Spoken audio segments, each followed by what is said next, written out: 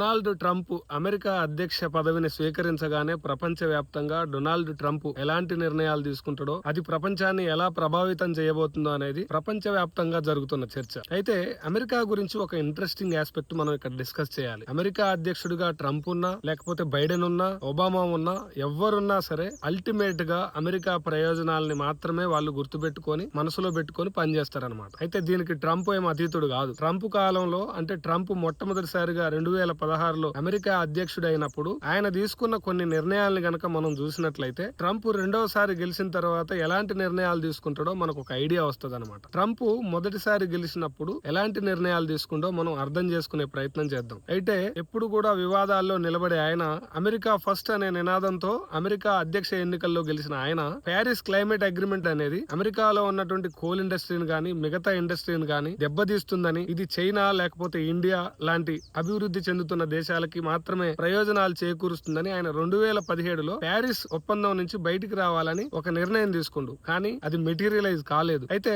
ఆయన తీసుకున్న మరో సంచలనమైన నిర్ణయం ఏంటంటే, అమెరికాలో బిజినెస్లు చేసే వాళ్ళకి కార్పొరేట్ ట్యాక్స్ ని 35% నుంచి 21% తగ్గించింది అనమాట. అయితే బిజినెస్ లని ఎంకరేజ్ చేయడమే దీని ఉద్దేశం అని ట్రంప్ చెప్పినా సరే, ఈ కార్పొరేట్ ట్యాక్స్ లో తగ్గింపు అనేది అమెరికాలో ఉన్న సంపన్నులకు మాత్రమే ఉపయోగపడ్డది, సామాన్యులకు ఇది ఉపయోగపడలేదనేది ఆర్థిక నిపుణుల మాట. తర్వాత అమెరికా అధ్యక్షుడిగా ట్రంప్ ఉన్నంత కాలం కూడా చైనాతోని ఆర్థిక విషయాలలో చాలా దూకుడుగా వ్యవహరించడం జరిగింది. చైనా వస్తువులన్నీ కూడా అమెరికన్ మార్కెట్ ని ముంచెత్తుతున్నాయని, చైనా వస్తువుల మీద టారిఫ్లు అంటే పన్నులు అధికంగా విధించడం, చైనా వస్తువుల మీద విపరీతమైన ట్యాక్సులు విధించి చైనా మీద ఆయన ఒక ట్యాక్స్ వార్ లాగా చేసిండనమాట. ఇది అప్పట్లో చాలా సంచలనం సృష్టించింది. ఇవాళ ట్రంప్ మళ్ళీ రెండోసారి అధ్యక్షుడైనప్పుడు కూడా ఖచ్చితంగా చైనా మీద చాలా దూకుడుగా వ్యవహరించే అవకాశాలు ఖచ్చితంగా ఉన్నాయన్నమాట. అప్పట్లో 7 ముస్లిం దేశాలకు సంబంధించిన వ్యక్తులు అమెరికా రాకుండా ఆయన ట్రావెల్ బ్యాన్ అనేది ఒకటి విధించిందనమాట. ఆ రోజుల్లో ఆ విషయం మీద ప్రపంచ వ్యాప్తంగా ముస్లిం కంట్రీస్ నుంచి తీవ్రమైన నిరసన రావడం జరిగింది.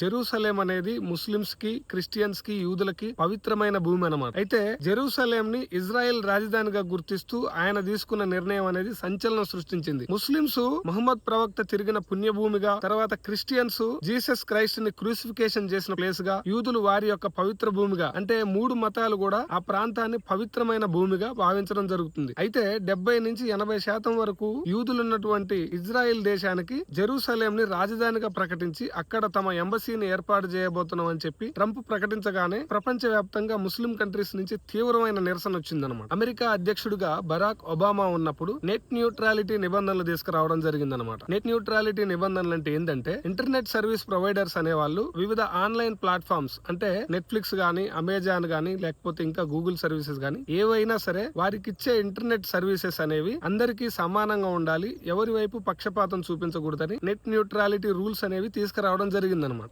అంటే నెట్ న్యూట్రాలిటీ రూల్స్ మీద ఒక ఎగ్జాంపుల్ తీసుకుంటే, ఇప్పుడు నెట్ఫ్లిక్స్ అనే వాడికి అన్ని ప్లాట్ఫామ్స్ లో యాక్సెస్ ఇచ్చి యూట్యూబ్ వాడికి ఇంటర్నెట్ స్లో చేస్తే అది నెట్ న్యూట్రాలిటీ రూల్స్ ప్రకారం విచక్షణ, అంటే అది నెట్ న్యూట్రాలిటీ రూల్స్ ప్రకారం ఒక డిస్క్రిమినేషన్ అనమాట. ప్రపంచం అంతా కూడా కరోనా తోటి అల్లకల్లోలం అయ్యి జనాలంతా చచ్చిపోతుంటే, ట్రంప్ కరోనా అనేది ఒక చిన్న సీజనల్ ఫ్లూ లాంటిది, ఒక మలేరియా టాబ్లెట్ వేస్తే వెళ్ళిపోతుంది, తర్వాత అమెరికాలో సెల్ ఫోన్ టవర్ల వల్లనే ఈ కరోనా అనేది వ్యాప్తి చెందుతుందని రకరకాల కాన్స్పిరేషన్ థియరీస్ అన్ని కూడా ట్రంప్ మాట్లాడడం, తర్వాత ట్రంప్ కు సంబంధించి ట్రంప్ కు సపోర్ట్ చేసే ఎక్స్ట్రీమ్ రైట్ వింగ్ వెబ్సైట్స్ గానీ, టీవీ ఛానల్స్ గానీ ఇవన్నీ కూడా కరోనా మీద విపరీతమైన కాన్స్పిరసీ థియరీస్ రాసేవన్నమాట. అయితే ఇప్పటి వరకు ఫస్ట్ టర్మ్ లో అమెరికా అధ్యక్షుడిగా ట్రంప్ తీసుకున్న నిర్ణయాల మీద మనం మాట్లాడుకున్నాం కదా. రెండోసారి అమెరికా అధ్యక్షుడిగా బాధ్యతలు స్వీకరించిన ట్రంప్ ఎలాంటి నిర్ణయాలు తీసుకోబోతున్నాడు అనే దాని మీద కొన్ని స్పెక్యులేషన్స్ ఉన్నాయి. ఆల్రెడీ ఆయన కొన్ని నిర్ణయాలు కూడా తీసుకోవడం జరిగిందనమాట. దాంట్లో ఫస్ట్ ది, ఆయన అధికారంలోకి వచ్చిన గంటల్లోనే ప్యారిస్ క్లైమేట్ అగ్రిమెంట్ మీద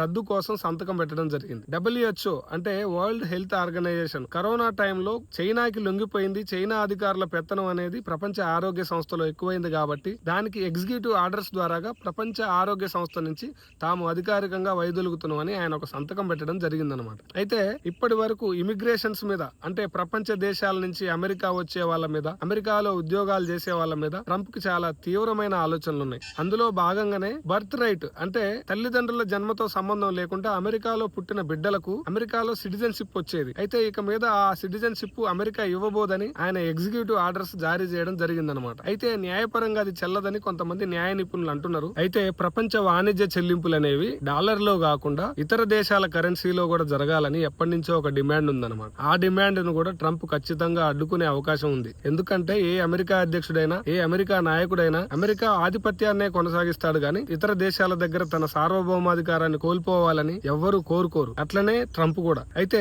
చివరగా ట్రంప్ గ్రీన్లాండ్ ని స్వాధీనం చేసుకోవడమో, లేకపోతే ఆక్రమించడమో, లేకపోతే కొనడమో అనే ప్లాన్ లో ఉన్నాడు అనమాట. దాని గురించి మనం నెక్స్ట్ వీడియోలో డిస్కస్ చేద్దాం. Thanks for watching. Please subscribe and share.